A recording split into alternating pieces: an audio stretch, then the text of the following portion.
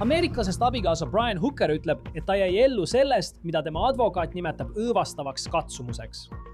Aga mis tegelikult juhtus neil viimastel hetkedel enne tema arreteerimist? Ta istub nüüd Bahama saartel vahi all pärast seda, kui väitis, et tema naine Lynette Hooker kukkus salapäraselt vette ja kadus jäljetult. Nüüd, kui on avalikustatud uued sõnumid, mille Hooker väidetavalt saatis sõbrale, et pakkuda oma versiooni sündmustest, tekib üha rohkem küsimusi selle kohta, kas Lynette'i kadumine oli tõesti õnnetus või midagi palju kurjemat. See on On the Case, mida esitleb Law and Crime.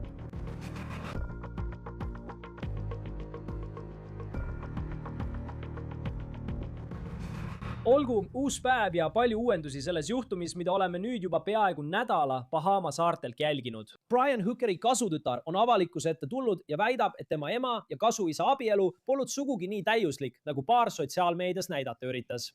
Ja ma sain just dokumendid, mis kirjeldavad umbes 10 aasta tagust perevägivallaga seotud vahistamist, mis puudutas Lynettet ja Brian Hookerit. Seega ma selgitan, mis viis selleni, et Lynettele pandi tookord käerauad ja mida see võiks praegu tähendada, kuna teda pole nähtud alates laupäeva õhtust. Aga enne kui me selle loo osani jõuame, tahan ma teid kurssi viia sellega, mida Briani advokaat meile rääkinud on. Ta saatis mulle tegelikult just sõnumi, kui me seda salvestust alustasime, öeldes, et Brian on kohe alustamas ametlikku politsei küsitlust, mis oli kavandatud reede hommikul kell 10:30. See on küsitlus, mille kohta tema advokaat ütleb, et ta ise viibib seal kohal. Nii et ootame selle kohta täiendavaid uudiseid. Ta saatis meile ka öösel uuenduse selle kohta, mida tema klient talle rääkis, kui ta temaga Bahama saartel Freeporti politseijaoskonnas vestles. Ja ta kirjeldab üsna põhjalikud sündmusi, mis toimusid enne tema arreteerimist. See on tema advokaadi Terrell Butleri avaldus. Ta jagas meiega seda, mida Brian nimetas õõvastavaks kirjelduseks, mis leidis aset vahetult enne tema arreteerimist, mis toimus kolmapäeva õhtul. Brian jagas õõvastavat kirjeldust juhtumist, mis leidis aset tema arreteerimise ööl. Tugeva vihma, saju ja tugeva tuule tingimustes viidi ta paadiga tema paadile, Soulmate'ile, politsei läbiotsimiseks. Vaatamata tormisele ja ohtlikule merele hoiti teda käeraudades, kui ta üritas märjal ja ebastabiilsel paadipõrandal külgsuulas liikuda, et tasakaalu hoida, hoides käeraudades kätes riidepundart. Ta kaotas tasakaalu ja kukkus üle parda. Ta vajus külma vette ja neelas enne pinnale tõusmist päästevesti abil märkimisväärse koguse merevett. Politsei pidi ta veest päästma. Selle kukkumise tagajärjel sai Brian vigastada oma põlve, mis põhjustas lonkamist ning tal on ka nähtav marrastus. Nüüd ütles Butler varem, et politsei võis Briani kavalusega ülekuulamisele meelitada. Ta ütles meile, et Brian kavatses kolmapäeval minna välja, nagu ta ise nimetas, Lynette'i otsingu ja päästeoperatsioonile, kuid siis palus politsei tal tulla vestlusele. Ja ta väidab, et Brianile öeldi, et tal pole selle vestluse jaoks advokaati vaja ja et ta ei ole kahtlusalune. Ta ütleb ka, et politsei rääkis temaga üle 3 tunni. Siis selle ülekuulamise lõpus võeti ta vahi alla. Praegu ootame teada saada, kas Brianile esitatakse selles asjas süüdistus. Butler ütleb, et Bahama saartel võib kedagi ilma süüdistuseta kinni pidada 48 tundi ning seda saab pikendada kuni 96 tunnini, kui toimub ametlik politsei ülekuulamine, kus tal oleks võimalik advokaat kaasas olla. Ja me just saime teada, et see ülekuulamine võib toimuda samal ajal, kui me salvestame seda juhtumi jälilepisoodi. Nüüd ütles Butler ka järgmist. Brian näib olevat täiesti murtud ja sügavalt endast väljas. Tema peamine mure ja tugeva pettumuse allikas on see, et ta ei saa jätkata oma naise, kellega ta on olnud 25 aastat abiellus, otsimist.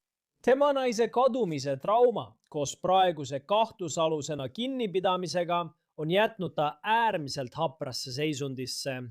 Nüüd, minu jaoks on selles juhtumis praegu 2 suurt küsimust ja need on tõenäoliselt ka teile üsna ilmsed. Esiteks, mis juhtus Lynette'iga? Aga kuidas saab keegi tõestada, et see, mida Brian ütles, on tõsi või kas siin toimub midagi enamat?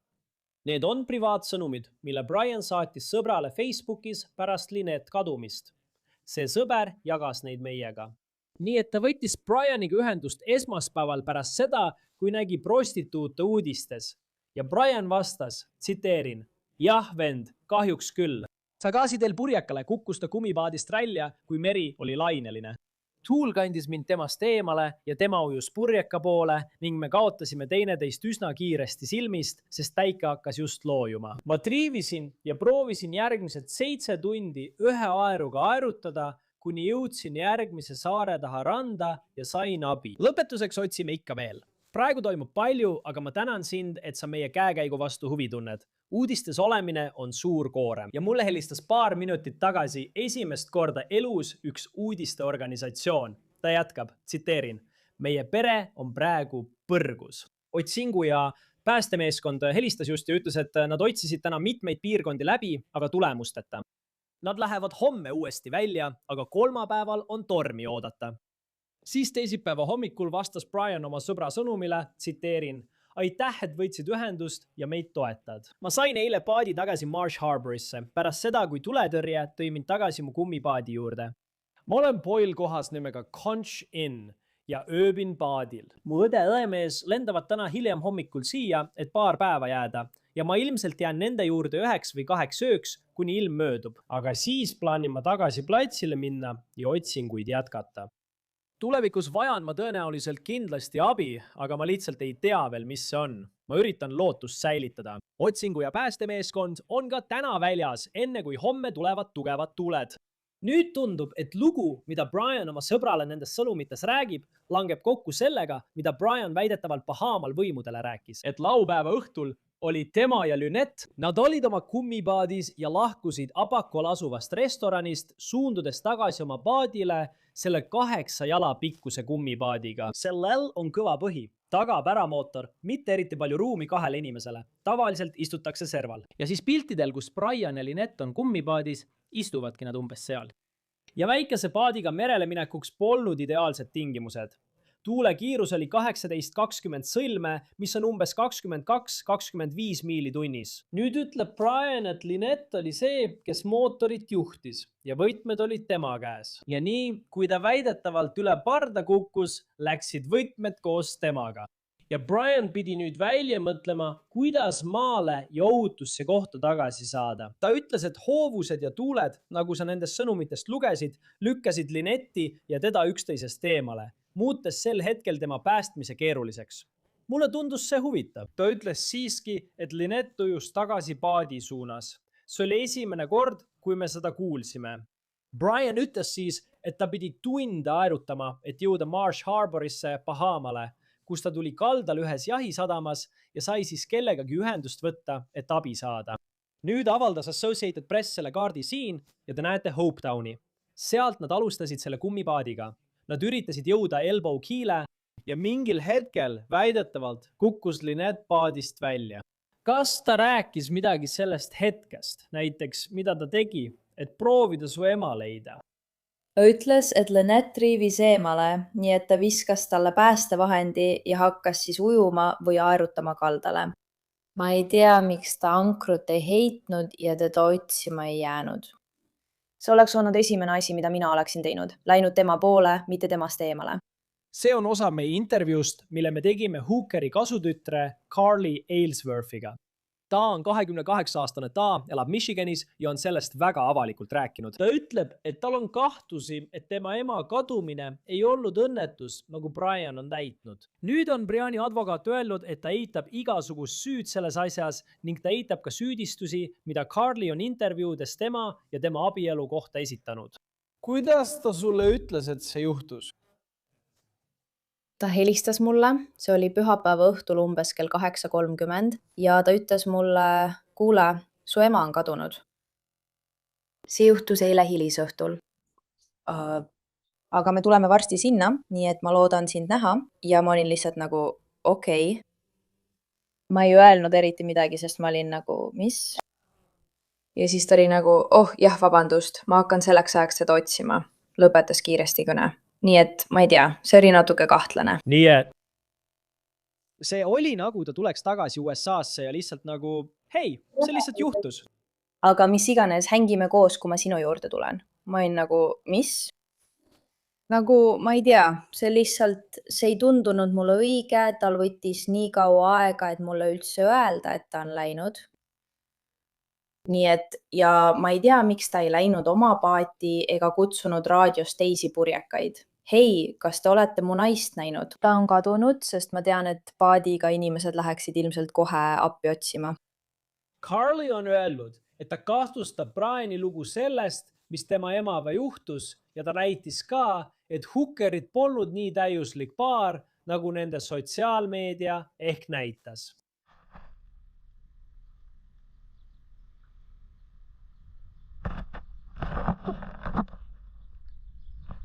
Carly rääkis meile, et paar oli elanud koos paadil juba pandeemia ajast saadik. Nad ostsid selle purjeka, mille nimi on tabavalt Soulmate, umbes 3 aastat tagasi Texases. Ja sellest ajast peale on nad seal peal elanud. Nad reisivad sihtkohtadesse nagu Bahama saared. Ja oma sotsiaalmeedias ütlevad nad, et jätsid jama selja taha ja elavad nüüd oma parimat elu. Kuid Carly väidab, et paaril on olnud perevägivalla juhtumeid. Ta väidab, et 2 aastat tagasi ähvardas Brian väidetavalt tema ema kägistada ja üle parda visata. Selle kohta pole aga kohtuasja dokumentatsiooni. Ja taas ütleb Briani advokaat, et ta eitab selliseid süüdistusi. Aga meil on olemas see politsei raport, mis dokumenteerib kodutüli Hookerite vahel, mis juhtus 2015 aastal, kui nad elasid Michiganis. Kentwoodi, Michigani politsei kirjutab, et neid kutsuti Hookerite koju 2015. aasta 1. veebruaril varahommikul, veidi pärast kella 1. Ja nad ütlevad, et Brian Hooker väitis, et Lynette ründas teda. Ta süüdistas teda selles, et naine lõi teda mitu korda näkku. Ja politsei kirjutab, et Brian oli joobes, ning tal tuli ninast verd. Brian ütles neile, et Lynette oli purjus ja üritas minna üles magamistuppa, kus ta oli mures, et mees nimega Jacob Hooker, keda me usume olevat Briani poeg, tsitaat, sebis ja oli ukse lukku pannud. Brian ütles, et ta läks üles, et Lynettet rahustada. Ja just siis lõi Lynette teda tema väitel 4-5 korda näkku. Politsei kirjutas, tsitaat, et teda polnud nii ammu nii löödud. Ta hakkas nutma ja muutus emotsionaalseks, tsitaadi lõpp. Nüüd oli Lynette'i versioon juhtunust hoopis teissugune. Politsei sõnul oli ta tugevalt joobes. Ta väitis, et Brian lõi teda otsaesise pihta. Ta süüdistas teda ka kägistamises ja selles, et ta lõi teda korra rusikaga. Politsei sõnul olid Brianil nähtavad vigastused, verine ja paistes nina. Politsei sõnul Lynettel nähtavaid vigastusi ei olnud, kuid Lynette arreteeriti ja viidi Kent County vanglasse, kus ta paigutati vahi alla perevägivalla süüdistusega. Süüdistused tühistati hiljem, kuna võimude sõnul polnud võimalik tõestada, kes rünnakut alustas. See juhtum leidis aset ilmselgelt ammu, umbes 10 aastat tagasi, kuid see annab aimu, et nende abielus võis olla mõningaid toksilisi jooni. Carly ütles meile, et enne kui tema ema kadus, jättis ema talle kõneposti, kus ta kõlas purjusena. Ta jagas meiega ka seda kõneposti, mille tema kasuisa talle jättis pärast ema kadumist, kuid enne tema arreteerimist. Kuulake. Tere Anni, ma sain just kõne Hopetowni otsingu ja päästeteenuselt ning nad leidsid päästevahendi, mille ma viskasin emale, kui ta üle parda kukkus. Ja nii. Nad pole teda veel leidnud, aga nüüd saavad nad kogu oma tähelepanu suunata väiksemale alale ja nad otsivad teda ka täna veel edasi. Tahtsin lihtsalt sulle teada anda ja sind kursis hoida. Ma armastan sind. Räägin sinuga hiljem. Nägemist. Nüüd, Carly ütles meile, et USA rannavalve küsitles teda selle juhtumi kriminaaluurimise raames. Briani advokaat ütleb, et ta on nõudnud Brianile täielikku arstlikku läbivaatust pärast seda, kui ta väidetavalt kukkus vette ning politsei vigastas tema põlve, mille tagajärjel tal on lonkamine ja marrastus, ütleb ta. Oleme pöördunud Bahama kuningliku politseijõu poole kommentaari saamiseks, kuid pole vastust saanud. Brian Hooker eitab süüdistusi, et tal oleks olnud midagi pistmist oma naise kadumisega ning seda, mida tema kasutütar on tema kohta intervjuudes öelnud. Meiega liitub nüüd selle juhtumi teemal vestlema Mauricio Padilla. Alati on hea meel sind siin Law and Crime saates näha. Tõeliselt põnev juhtum. Ilmselgelt on siin mängus palju erinevaid tegureid. Ma tean, et seadused Bahamal võivad olla veidi erinevad sellest, mis meil Ameerika Ühendriikides on. Aga ma mõtlen lihtsalt, et ilmselgelt oleks see mõrvasüüdistus ja me pole veel selles punktis, selle salvestamise ajal ei ole talle veel midagi süüks pandud, aga küsimus ongi, kuidas seda tõestada. Ma arvan, et see ongi küsimus. Kuidas tõestada, et see on midagi enamat kui see, mida tema väidab juhtunud olevat? Õige. Esiteks aitäh, et mind kutsusid. Mul on alati hea meel sinu saates olla. See sõltub kõigist asjaoludest kokku. Näiteks, kas tal oli tema elu peale elukindlustus? Kas neil olid probleemid? Kas on olemas sõnumeid, kus nad omavahel tülitsevad? kas on olemas e-kirjade tõendeid, et ta pettis teda kellegi teisega. Selliste asjade põhjal nad hakkavadki mõrvasüüdistust üles ehitama.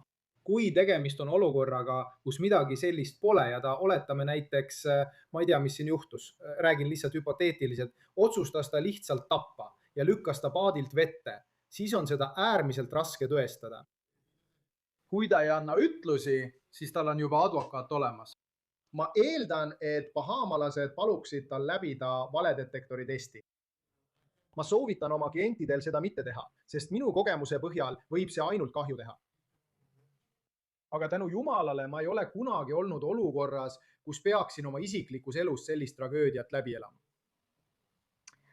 Aga mõnikord ma mõtlen, et kui midagi sellist juhtuks minu isiklikus elus, siis ma ei kuulaks oma enda nõuannet ja tahaksin teha polügraafitesti, mis selgitaks teatud küsimusi. Isegi kui see kõlab natuke hullumeelselt, et ma nii ütlen, siis kui su naine sureb, mõned inimesed läheksid kohe polügraafitesti tegema, et oma nime puhtaks pesta. Samuti paat ise, nad olid küll väikeses paadis, aga elasid suuremal paadil. Selle paadi kohtuekspertiis, sest kui ta tõesti oleks ta tapnud, siis on suur tõenäosus, et ta oleks seda teinud paadil. Nii et Lumina kontroll, kas tema keha peal on midagi, kas tema kehal on vigastusi, tema sõrmenukkidel, kas oli kaklus, kriimustused. Lihtsalt vaadates seda väikest paati ja nähes, et seal olid inimesed, kellel oli palju kogemusi vee peal. Ma ei saa aru, välja arvatud hädaolukord, kuidas oleksid sellises olukorras sellel paadil. See on suur asi, mida ta peab selgitama. Õige, sest see oli tema oma. Ma tean, et merenduses on see 18–20 sõlme, aga ma mõtlen, me räägime umbes 40 kilomeetri tunnist tuulest. See on kindlasti tugev tuuleil. Tead, jaa, sellest on teatatud. Ma tean, et neil oli 2015 aastal kodus toimunud vahejuhtum. Süüdistusi ei esitatud.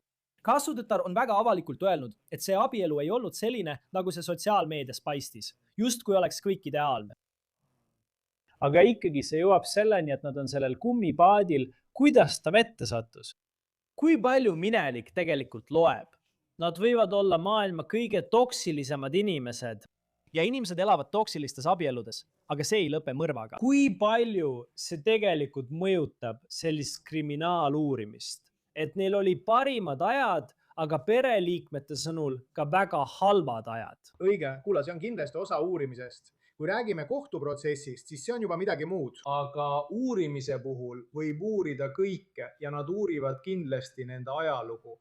Nad vaatavad üle kõik. Nii et probleem on selles, et nad on elanud paadis, nad ei pruugi omavahel sõnumeid saata, selleks pole lihtsalt vajadust. Ma elan sõna otseses mõttes kogu selle aja sinuga koos suletud ruumis, mida mõned inimesed võiksid isegi pidada tõendiks, et olukord on nagu survekate. Kui sa näiteks ei saa omavahel läbi ja oled nii kitsastes oludes nagu sellises laevas, siis võivad pinged tõusta nii kõrgele, et võib isegi vägivallani minna. Ta peab tõesti selgitama, miks nad sellel pummipaadil olid, sest see poleks isegi eriti võimalik. Sa räägid ju 25 miili tunnis puhuvatest tuultest, mees. See tähendab, et paat peab ikka tõesti põhja minema, et sa sellistes tingimustes end sellisesse kummipaati paneksid. See on kohe tõsine ohumärk. Kas tal võib olla probleeme? Ütleme nii, siin on nii palju oletusi, aga kui tema oli see, kes käskis neil minna kummipaadiga välja, kui tema oli see, kes ütles, et peame paati tagasi minema, siis juhtubki nii, et seal toimub mingi õnnetus ja ta ikka nii kukub üle parda. Kas ta võiks ikkagi süüdistuse saada? Ma mõtlen, teoreetiliselt võiks olla nii, et kui sa astud samme, mis täielikult eiravad ohutust ja need on hoolimatud ja sa tead küll, sa teed mingi ränga vea ja seetõttu seab tema elu ohtu, siis võiks tulla näiteks süüdistus tahtmatus tapmises. Ma ei tea, kas Bahama seadustes on sarnaseid paragrahve, aga kui sa ei arvesta ohutusega, kui sa ei võta ohutust arvesse ja kui sa astud samme, mis on väga hooletud ja vastutustundetud ning sellist laadi, siis võivad järgneda kriminaalsüüdistused. Täpselt nagu siis, kui sa juhid autot, näiteks teed tänavakiirendust ja keegi saab surma või midagi sellist. Nii et süüdistused on võimalikud. tead, ma arvan, et tema jaoks ja ma ei tea, mida ma ise sellises olukorras teeksin. Ma ei usu, et keegi teab. Seega on alati raske inimesi tagantjärele kritiseerida selle üle, mis juhtus. Aga tema avaldus, mille ta välja andis, oli väga-väga selline, nagu oleks selle kirjutanud advokaat. Ma ei tea, kas advokaat kirjutas selle, aga see oli väga professionaalselt koostatud. Ta ei ole keegi, kes oleks kaamera ees öelnud, palun aidake mul oma naist leida. Ma tean, et CBS Newsi ajakirjanik tuli tema juurde saarel ja ta ei tahtnud midagi öelda. Ja ma ei usu, et tal oleks varem sellist meediakogemust olnud. Aga kuidas sa nõustaksid klienti sellises olukorras käituma? Ma mõtlen enne arreteerimist, kui ta oli lihtsalt kadunud. Tead, sel hetkel ma ütleksin, et ma soovitaksin tal jätta meediaga suhtlemise advokaadile. Sest ausalt öeldes pole midagi, mida tema võiks öelda. See ei rahulda avalikkuse janu õigluse järele. Inimesed arvavad niikuinii, et tegu oli kuritegeliku sekkumisega. Punkt. Pole midagi, mida ta võiks meediale öelda, mis rahuldaks inimesi. Sellisel juhul ütleksin ma lihtsalt, et ära ütle midagi, sest tõesti pole midagi, mida ta võiks öelda. Fakt, et ta oli sellel kummipaadil, fakt, et me räägime 25 miili tunnis puhuvatest tuultest, sellest ei saa jagu. Kui sa astud kaamera ette ja püüad õigustada õigustamatut, siis asetad end ise halva olukorda. Ma soovitaksin talle, et ära üldse räägi. Sest tead ju isegi, avalik arvamus on juba sinu vastu kujunenud. Nii et kõik, mida sa ütled, kasutatakse tõenäoliselt sinu vastu. Ja siis, kui sa kuuled tema lugu ja seda, kuidas ta seda räägib, näiteks, kuule, me olime tormisel merel, tuul viis ta minema. Mis sulle selle loo juures silma jääb? Ja tundub, et alati leidub inimesi, kes spekuleerivad näiteks, mees ütles, et tema naine kukkus vette ja eriti tõsielukuritegudde maailmas hakkavad inimesed kohe kuritegelikku sekkumist kahtlustama. Aga mis tema loos praegu silma paistab? Ma mõtlen, ilmselgelt oli see piisav, et õiguskaitseorganid ta kinni peaksid, nende sõnul isegi arreteeriksid. Mis sulle Brian Hookeri räägitud loos kõige rohkem silma jääb? Ma mõtlen esiteks ilma. Lisaks sellele, miks sa üldse kummipaadis olid, sa viskasid talle päästevahendi ja mis siis edasi sai? Ma mõtlen, mõned inimesed ütleksid, et nad pigem hõljuvad vees koos oma naisega, kui on päästepaadis. Mõned inimesed, saad aru, mida ma mõtlen? Ma lähen koos temaga põhja. Nii et mingil hetkel sa jätsid selle maha ja jätsid ta sinna, eks? Nii et sa viskasid talle kummipaadi, sa eraldud temast, sa üritad tema juurde jõuda. Mõned inimesed ütleksid, et sa jätsid ta sinna. Nii et, ja kuula, ma pole kunagi, jumal tänatud, ma pole kunagi olnud selles olukorras ja on väga raske isegi arvamust avaldada, aga päeva lõpuks jätsid seda sinna. Olenemata sellest, kas su elu oli ohus või mitte, on inimesi, kes oleksid öelnud, tead, ma suren, püüdes teda päästa, mida ta ka tegi. Ja lihtsalt kriminaalkaitse advokaadina, kui sa seisad silmitsi juhtumiga, kus arvesse läheb kogu olukorra tervik, siis see ongi see tõendusmaterjal, millega sa silmitsi seisad. Ja kui see läheb seda teed, kus tal on oma tõde, tema sõnad, mis ütlevad, see oli õnnetus, tema kukkus vette, tal olid võtmed, tema oli see, kes sõitis, mina pidin kaldale aerutama. Aga siis on sul kogu see ajalugu, sul on pereliikmed, kes väidavad tema kohta väga halbu asju. Pereliikmed, kes väidavad, et nad olid suured joojad ja asjad läksid halvaks, kui nad purju jäid. Kas see on selline juhtum, mille üle kriminaalkaitsja end hästi tunneb? Kus tõesti ainus inimene, kes teab, mis sellel kummipaadil juhtus, on Brian Hooker. Ja, vaata, see ei ole selline juhtum, mille üle kriminaalkaitsja end hästi tunneks, lihtsalt selle mulje tõttu. Üks küsimus on see, et tal olid kummipaadi võtmed enda juures, eks? Kas ta seda ütlebki? Kummipaadi võtmed. Ja. Aga kas kummipaadi võtmeid poleks vaja, et paati üldse kasutada? Millal sa siis sellel väiksel paadil oled, sest see on ju mikropaat, eks? See on nagu mikrokummipaat. Nii et sa oled sellel väga väikesel paadil. Millal on võtmed tema taskus, mitte paadis? Minu arusaam paatidest on nagu autodega. Võti peaks olema süüteelukus. Kuidas siis juhtus nii, et võti oli tema juures, kui ta üle parda läks? Ma tean, et tema üle parda kukkumise ja tema kaldale sõudmise vahel oli pikk ajavahe. Ma ei saa aru, kuidas on võimalik, et võtmed ei ole paadis, vaid on tema juures, kui ta vette kukub. See on suur asi, mida ta peaks selgitama nii õiguskaitseorganitele kui ka mulle. See oleks üks peamisi küsimusi, millele ma tahaksin vastust saada. Ja mul oli sama mõte, võib-olla on see nagu jetil, kus sul on nööriga avariilüliti küljes. Kui sa kukud vette, siis mootor seiskub, aga see tundub ikkagi kummipaadi puhul veider. Ma ei tea, kui palju jõudu oleks vaja, et see süütelukus tegelikult välja tõmmata, aga küsimusi on lihtsalt palju. Ma tean, et ta oli politsei küsitlemisel umbes 3,5 tundi ja teeb täna veel intervjuusid. Eks näis, kas selle juhtumi puhul lõpuks esitatakse süüdistused. Mauricio Padilla, kriminaalkaitsja. Alati on hea sind Law and Crime saates näha. See on tõesti huvitav juhtum. Sellega lõpetame On the Case'i, mida esitleb Law and Crime. Saadet saab vaadata ka Peacockis. Mina olen Chris Stewart, kohtume järgmisel korral.